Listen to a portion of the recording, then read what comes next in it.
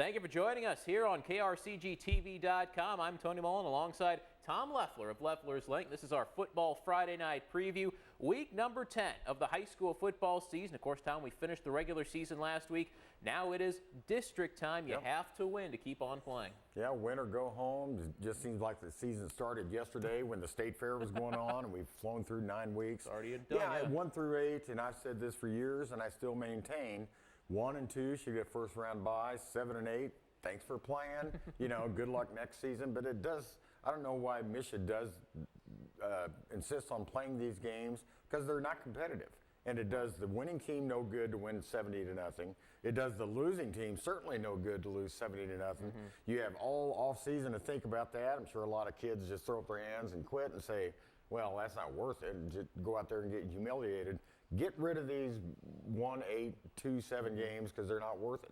We do see a lot of mismatches here the first week of district play. We'll have a couple games at Adkins Stadium. Starting on Friday night, the Jefferson City Jays, Ted LePage's team, has had a great season. Yes, 8-1 coming off that big win over Rockhurst on Friday night, of course. They've won 6 in a row.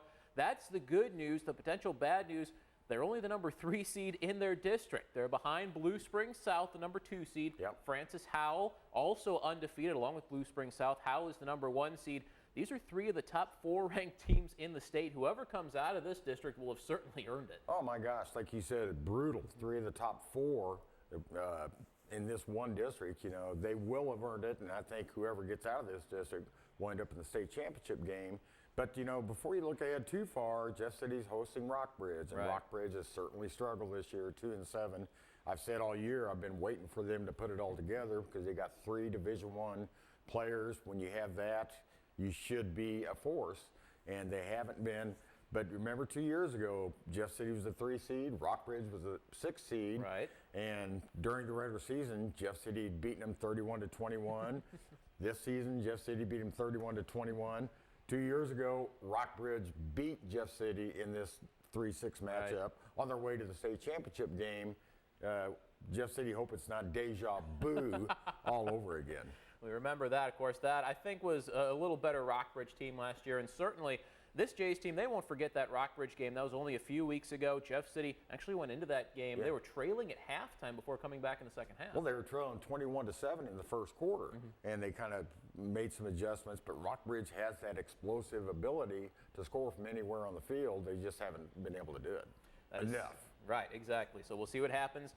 Jays 8-1, Rockbridge 2-7. Don't let the records fool you. Should be a good game. That is 7 o'clock on Friday night. Then on Saturday, another game at Adkins Stadium. The Helias Crusaders opening districts with Liberty Wentzville. They have ACT testing that day at Helias, so it's a 5 o'clock start, late afternoon, early evening. The Crusaders, again, only 3-6. The record not terribly impressive, but when you look at the schedule, they played 3 Class 6 teams, 2 more Class 5 teams, so you play up, you earn some bonus points, and that's why Helias is hosting this weekend. Oh, they played a brutal schedule. Sure, you'd like to be 9-0 or 6-3, but 3-6 in a, I wouldn't call it a rebuilding year, but in a way it is. With the first-year head coach, things are always going to be different. 3-6 against this schedule, they could easily have been 4-5, maybe even 5-4. 5-4. There are 2 games that they certainly could have won that they lost. And they're getting to play at home because Liberty Wentzville's played a dreadfully not bad very schedule. Good schedule, right? No, you're being too nice. A bad schedule against a bunch of weak teams. I look for Helias to get a good win and try their luck again next week at Hannibal. That would be a very tough challenge for the Crusaders. Already lost once to Hannibal this season. Looking at a potential rematch a couple weeks down the road. Speaking of rematches, we have 3 of them from week 9. Back-to-back games, doubleheaders, home and home games, really starting with Blair Oaks and Versailles. These teams played last Friday night at Versailles.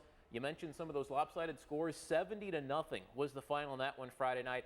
They'll do it again this Friday, this time on the Falcons' home field. Well, I don't want to just reiterate what I just said. A 1-8 matchup does nobody any good for a 70-0 result, and that's what happened last Friday. And that's what will happen again this Friday. Get rid of the game, But then if Blair Oaks wins this one, another rematch for them. Either Eldon or Owensville. Owensville they beat by about 30. But Eldon, if you recall, that was that crazy 109-point, 62-47 game.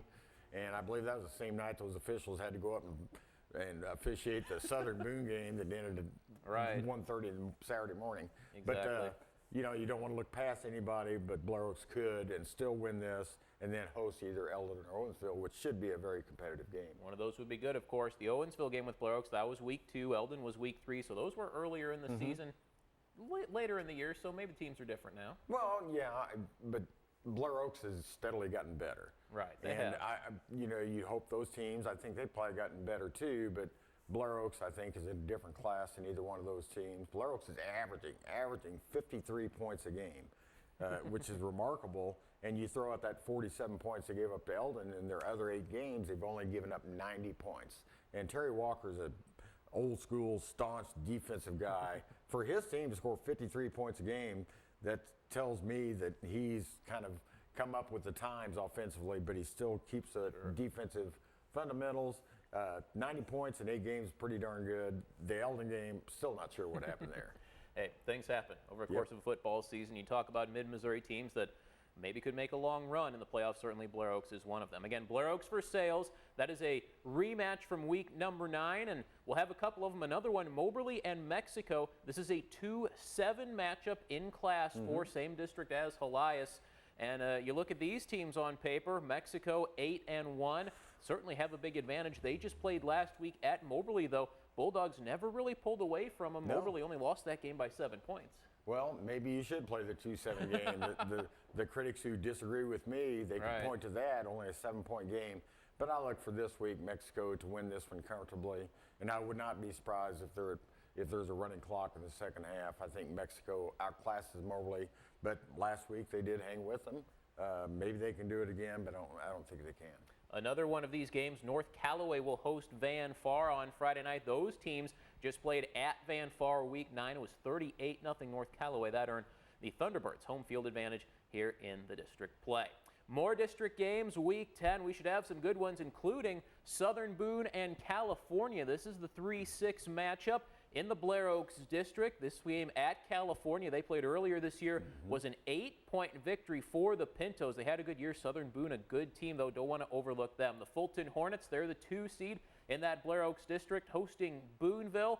You figure the Hornets probably have a good shot at winning that thing. They beat Booneville handily earlier this season. Then they would get either Southern Boone or California.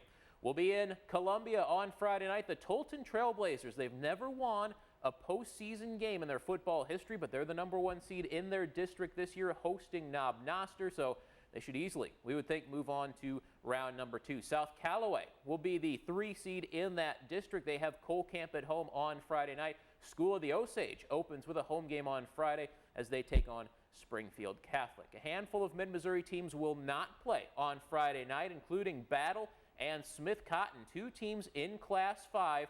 Their districts have 6 teams each. The Spartans and Tigers both earning #1 seed, so they have first-round byes. They will play the following week. Also not playing this Friday night, the Centralia Panthers. They had MMA scheduled as their first-round district opponent, but that game will not be played. MMA deciding to forfeit, so the Panthers will instead just move on to the semifinals. Week 10 football Friday night. We will have highlights and scores from all over mid-Missouri this Friday night. Rod Smith will be back with a nice tan from Hawaii, I assume. Aloha. Good for Rod. 10:15 on Football Friday night. Join us for all the scores and highlights from around mid-Missouri.